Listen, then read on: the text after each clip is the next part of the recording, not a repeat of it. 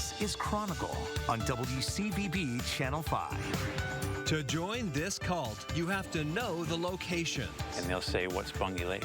They just don't know it exists. Learn the hand signals. That means don't come in. Even get a new set of wheels. Then you might be ready for the lifestyle of the lake. The water does something different to you. You just feel happier when you're on the water. The characters. They call me the muck guy. I gotta check the bottom. The sports. It's just normal, run-of-the-mill kids who go to school here in town and do this on the weekend. The portable party. This is come on in. And that usually means some free food and something to drink. Plus, what the heck is that? People definitely come by to see it. What's not to like? Next on Chronicle. Good evening. They all say it. There is a lot to like about living on a lake. Tonight, Ted Reinstein finds out exactly what they mean. Sure, a backyard is all well and good, but what do most folks do with it? Look at it? Worry about weeds? Watch it turn brown? But if there happens to be a lake back there, well, that's a whole different kettle of fish. Ooh, that's a nice rainbow. It's a lifestyle. You know, there's no question about that. In 2003, developer Mike O'Brien and his wife Sharon built their dream home on Webster Lake, perhaps best known to the outside world for its mind-boggling, tongue-torturing Nipmuc name. It's just like it's spelled, CHARGOGGAGOGGAGOGG,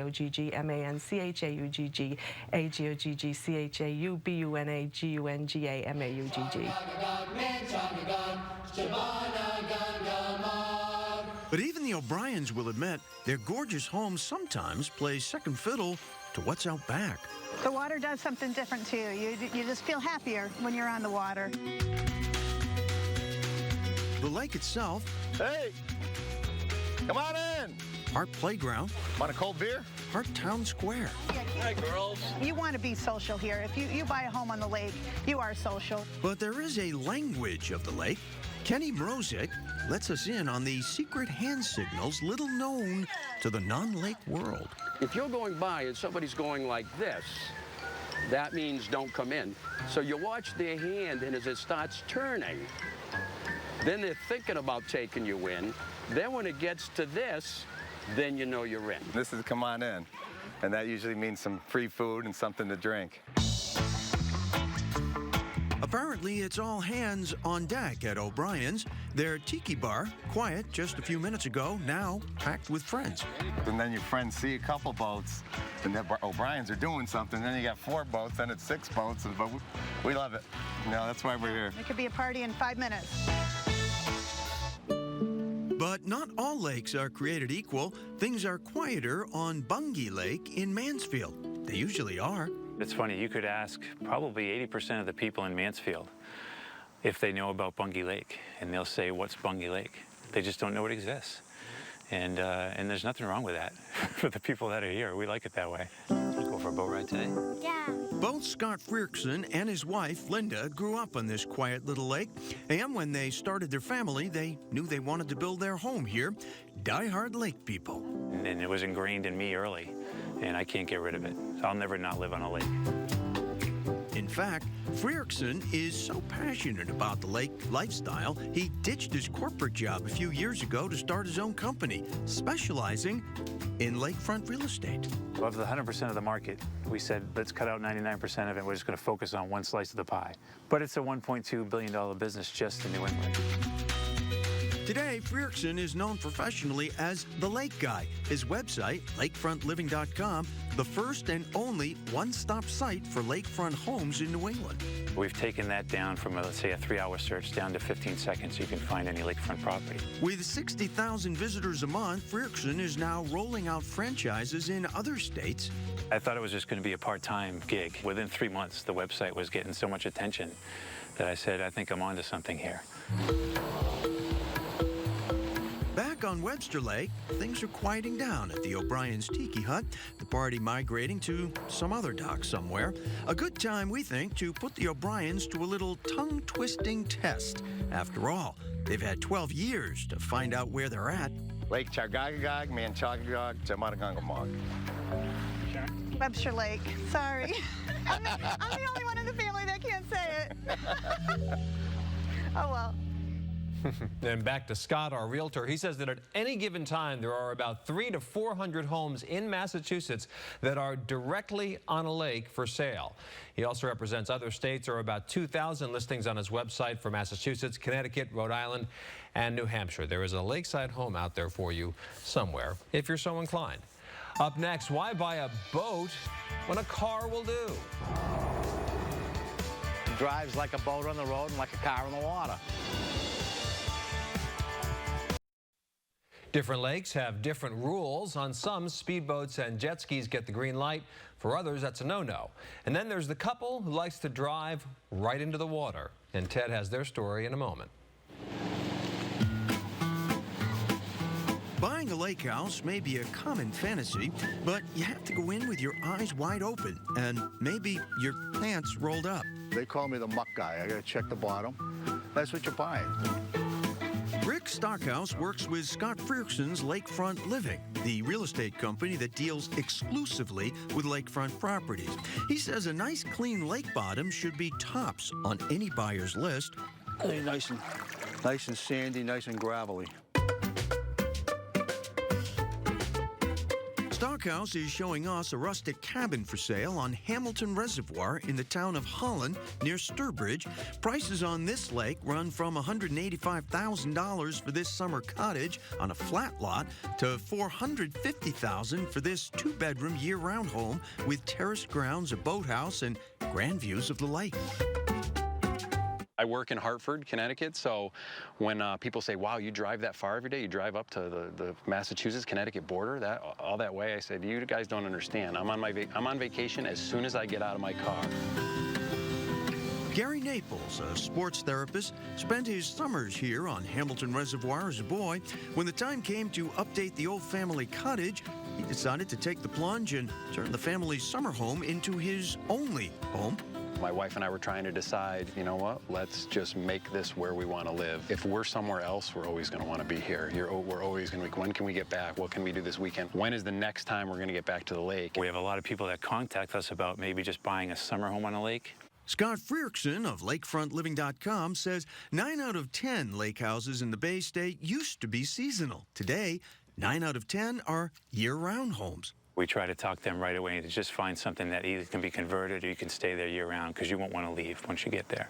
Naples is head over heels about becoming a year-round lake person. It absolutely is a passion. It's probably more of an addiction. Once it's in your blood, you need it. A dedicated water skier, Naples has competed all over the country. His enthusiasm for the sport is apparently contagious. Dozens of lake-minded locals have joined him to form the Aqua Riders of Holland.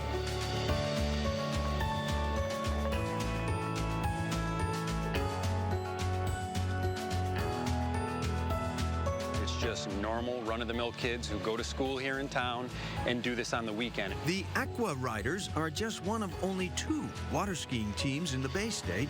They compete and put on shows all over the Northeast. Naples says there's a healthy water skiing underground in the Northeast. There are pockets of all these smaller groups of individuals who have the passion for this and are doing it on these little lakes everywhere. There are, of course, different rules for different lakes. Most discourage building humid pyramids, for example. Some lakes allow speedboats and jet skis, others only non-motorized recreation. But it's likely no one ever thought it necessary to make up any rules about cars. A lot of times when you go into a lake that there hasn't been one, somebody will call the police and say a car just drove into the lake. No, this isn't one of those horrible stories that keeps Nancy Grace busy for weeks. It's an amphi car. Right now, there's probably somewhere around 500 in the country that are water-worthy. Today, Jerry O'Bara and Laurie Esters are taking their amphicar for a spin in Lake Sabbatia in Taunton. They tell us their vehicle has to be registered as a car and a boat. You have to have an anchor and line, life preservers, paddle, first aid kit. Everything you need for a boat you have to have with you. First introduced at the 1964 World's Fair, some thought amphiCars would become the wave of the future. But poor sales sunk this odd duck of an auto after only 1 year. Drives like a boat on the road and like a car in the water. What's the matter with that? You don't have to put it on off the trailer every time you go in the water. You can do 3 or 4 lakes in an afternoon because you don't have to load it and unload it. Well, they have certainly some limitations, but enthusiasts like to call them the fastest car in the water and the best boat on land. One famous enthusiast, President Lyndon Johnson, who had one on his Texas ranch and apparently used to delight in taking guests screaming on down a road into the lake, all the while shouting, "The brakes are out, the brakes are out," to his terrified passengers. President Johnson with a sense of humor. Up next, a burning question. What's the difference between a pond and a lake? I get that question all the time. The surprising answer when Chronicle returns. Lakes draw a lot of attention, and we're not just talking about humans. Ted says these special places need protection, and they're getting it. I first swam in White Pond in 1950. Jim Ricker and White Pond share quite a bit of history. Lived here for 40 years, raised my kids here. This was also the site of our first date. But Ricker's never seen a summer like 2015. This popular swimming hole in Concord was closed much of the season because of an algae bloom. It was a real shock to people here because we've always felt it was a very clean pond. No one knows for sure what's causing the toxic algae. One theory, the pond's being loved to death. There's a private swim beach on one side of the pond, but residents have struggled for years with folks coming in through conservation land to swim off limits in the back cove. It's not really equipped as a swimming beach, really isn't. There are no trash cans and no lifeguards and no restrooms. So it's been an issue when we get hundreds of people coming here, thousands during the course of the summer. Longtime residents Chris and Robert Gerzon have launched a Facebook page, Preserve White Pond. They say it's not about keeping people out, it's about keeping the pond healthy. Well, we really want people to come here and enjoy this area, but in a way that takes care of Mother Earth. And that's why this has been such a wake-up call, because we all thought we were doing pretty well as stewards of the pond. Overuse has led to erosion and runoff, but the Gerzons also see larger forces at work. For me, it's brought the whole climate change thing home. Robert thinks smaller bodies of water like White Pond are ecological canaries in the coal mine, warmer temperatures bringing on unwanted changes. The town of Concord has stepped up patrol of White Pond, reducing off-limit swimming. And as you hold the water, put your very best intentions in the water. And neighbors recently held a healing ceremony for their beloved pond. It's like a family member, has fallen ill, and so naturally you want to do everything you can to bring her back to health. When we heard her crying out with the algae, crying out for help, we decided we really needed to help her out because she's done so much for our community and for the town as a whole. White Pond, though, is hardly alone. Many of Massachusetts' 3,000 lakes and ponds are also facing serious challenges. Our estimates, at least 1/3 of them are probably infested with one invasive species or another. And sometimes that means hand-to-hand combat with the enemy. This lake, if you can imagine, everything you're seeing here just a short few years ago was completely topped out, covered in Eurasian water milfoil to the point where you could almost walk on it. Tom Flannery of the Department of Conservation and Recreation is on Lake Cochituate, which has shoreline in 3 towns, Natick, Wayland, and Framingham. A few years back, this lake was choked with Eurasian milfoil, making it impossible for boats and unappealing to swimmers. After several rounds of herbicide treatments, divers are now hand-pulling what remains. We went from 150 acres of completely topped out, unusable water to what you see here today, so it's truly a success. All to the good. But one question before we're kicked off the boat, the technical difference between lakes and ponds. I get that question all the time. That's probably #1 question. No, there's no difference. Whoever named it back in the day, named it. You could have a 500-acre place called a pond, and you could have a little 10-acre place called Sunset Lake. It's just whoever named it, plain and simple. Well, there you go. And Lake Cochituate certainly is a success story. The milfoil will never be totally eradicated. Now they say, though, it's just really a management issue. As for White Pond in Concord, they are calling it there the Lost Summer. It is still under a swimming ban. Up next, a concrete curiosity called the Santa Maria. We always wondered where the Nina and the Pinto were. Plenty of people use their lakeside homes only in season, shutting them down when the temperatures plunge. But the trend now is towards year-round living, and the prices reflect that, as Ted found out when he went house hunting.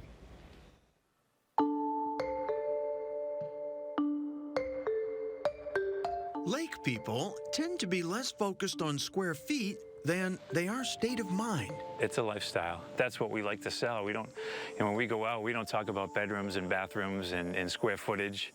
We talk about everything this lake provides for the lifestyle. I always know when I have a lakefront person or not because they walk right to the lake opposed to the house. Annie Lorenz works with Scott Frierkson's Lakefront Living real estate firm. She's brought us to Attitash Lake in Amesbury to show us that rarest of lakefront commodities. Privacy, which is a very hard thing to come by on lakes.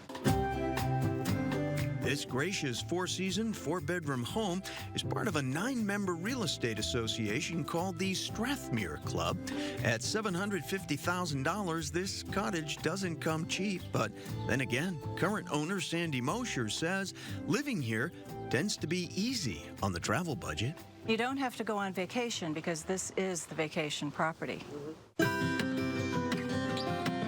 Privacy gets even pricier the closer one gets to the city. This is just such a treasure. We're approximately 8 miles from the city of Boston. It feels like an exclusive lake compound in the North Country, but this elegant retreat is just minutes from downtown, the Upper Mystic Lakes in Winchester. In Upper Mystic Lakes, there's no motorboats. So what that means is that it's quiet, it's clean, and it's safe. Ann Spry of Waterfield Sotheby International Realty shows us around this 4-bedroom estate priced at $3.5 million. The second you drive into this driveway, it's like a retreat without the activity fees. Some lakefront homeowners are fiercely protective of their privacy.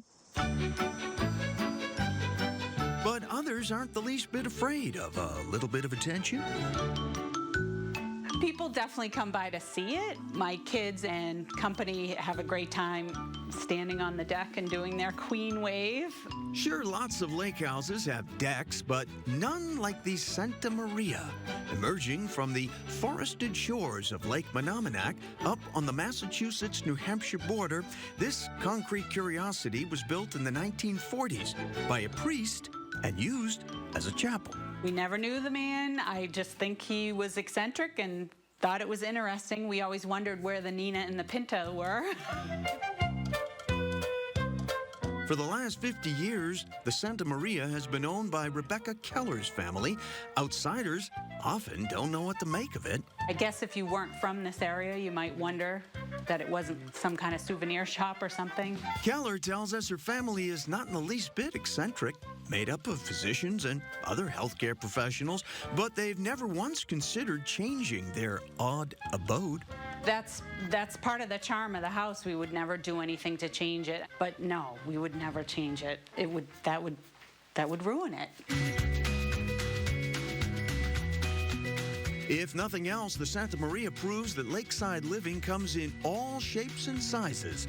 Whatever floats your boat, so to speak. There's always, a match to be made. One of the best parts about what we do is always a year later that we get a call from buyers.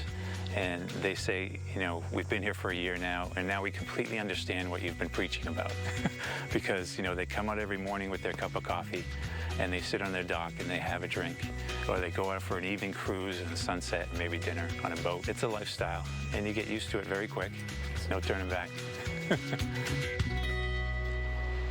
And our lakeside friends tell us the language of the house is reversed. The front of the house is the part that faces the lake. The back of the house is where you park and put the garbage out and do those other mundane tasks when you're not enjoying the lake. That is Chronicle for tonight. Thanks very much for joining us. I'm Anthony Everett. Have a good evening. We'll see you tomorrow night.